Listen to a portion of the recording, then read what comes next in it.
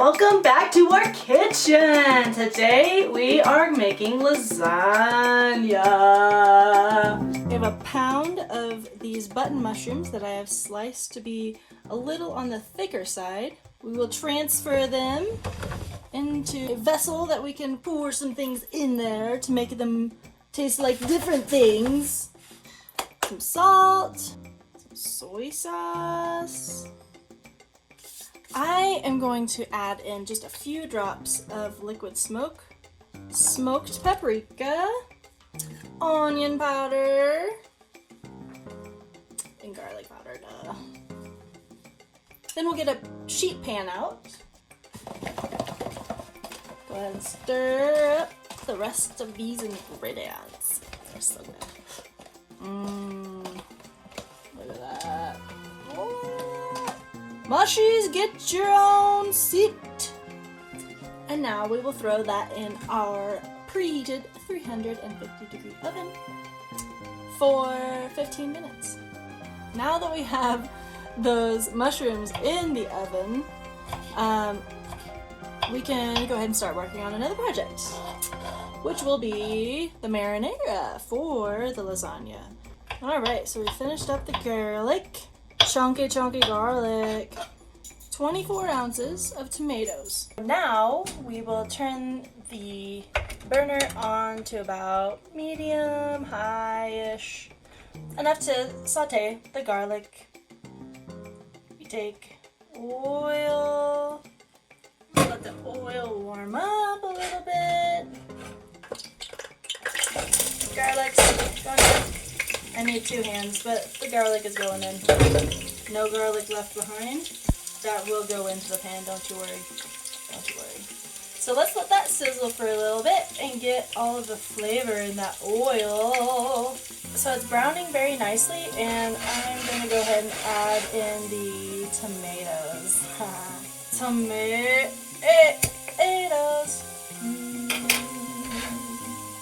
I'm going to add in the remaining of the ingredients. Soy sauce.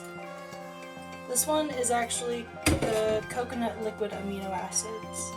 Got some basil, oregano, tarragon, and thyme. My thyme is ground. I'm not a huge fan of ground thyme, however, it works in a pinch, clearly. Oh, guess what that is, guys? That timer is for our first round of mushies. Definitely looking good. Looking like they have a lot of liquid left. That's not a bad thing. Stick them in for another 15. Don't worry about the marinara. Just keep it on like a medium to a medium-low heat.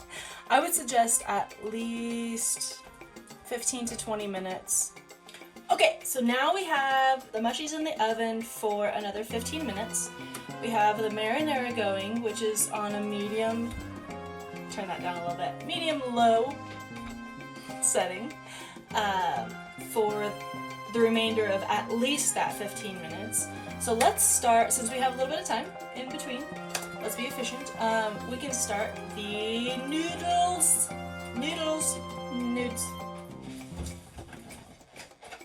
You need a big pot. This is my big pot. Big old pot. It barely fits on my stove on the back burner.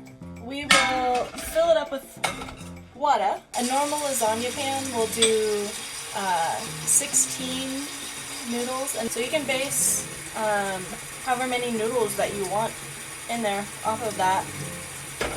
The dish that I'm using today is a little bit smaller than a normal lasagna pan, so I'm just going to scale it down by like a third. So now I have about 4 inches of water in there. I'll turn it on high and let that water come to a boil. Basically just follow the instructions on the back of the lasagna noodle label.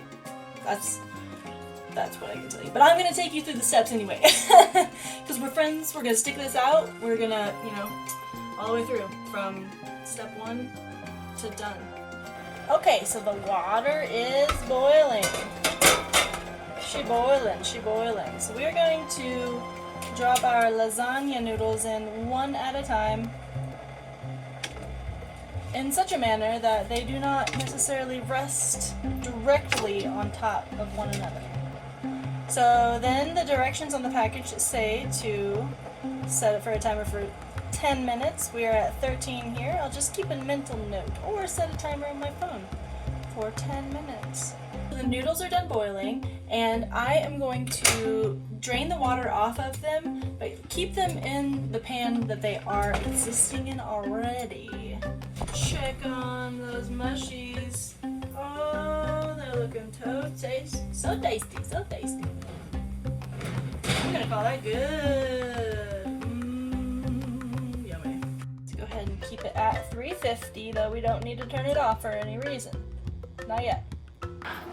I will show you how to make this pepita ricotta cheese. We have 1 cup of pepitas, or pumpkin seeds, a little bit of sunflower oil, 1 teaspoon garlic powder, a teaspoon of onion powder, 2 teaspoons of salt, 1/4 cup of water, and 2 teaspoons of nutritional yeast. Scrape down the sides. Okay, so the blender really wanted me to make a double batch. Turns out. So here we are, double batch of pepita ricotta. The marinara looks also very nice. I'm gonna call that good. First steps first. Gotta put a little bit of the sauce in the bottom so that the lasagna noodles don't stick. That's the worst thing. Like you're so hungry, you get it out of the oven, you wait the appropriate time, you know, because you gotta let it set or whatever, and then have like the hardest time getting it out of the pan. Like that's no fun. Who wants to do that? Who wants to? Nobody's got time for that. Nobody's got time for that. So put your sauce down first. Is all I'm saying. Put your sauce down first, then it won't stick. A little bit more sauce on the bottom. Dollops. So these are Kalamata olives that I'm gonna put in there as well. They're pretty powerful. Don't like make a whole layer out of them, but it's good anyway. And then this is about 4 cups of chopped spinach. Oh my goodness, I'm so excited. This looks so good. This looks so good. I love using mushrooms in place of meat. It's easy. It's super easy. They taste like whatever you put on them. Alright! Next layer of noodles. It really doesn't matter in what order you put these ingredients on, just so that you remember to put them on. Yum! This is gonna be so good. So all in all, this meal costs like under $10 to make, and it's a pretty substantial amount of food. Like depending on your activity level, obviously. Or your consumption rate. Whatever you want to call it. Oh, now I'm really pouring it on here. Fat. Alright, and our final layer. Actually, I think I'm just gonna since I don't have another type of cheese I'm putting on top of this, I'm just gonna layer this on there. However, if you didn't have leftover of this in this excess, it's really great with just the marinara on the top and then baked. Okay, I'm gonna pop this into the oven now for 30 minutes covered. Okay, so our oven is set at 350 degrees for that lasagna. Go in. And we'll do it for 30 minutes. Alright, it's finally time to take the lasagna out of the oven. Would you just look at it? That is so beautifully tasty. Wait an additional 10 minutes before you cut into it. That way it will have time to set.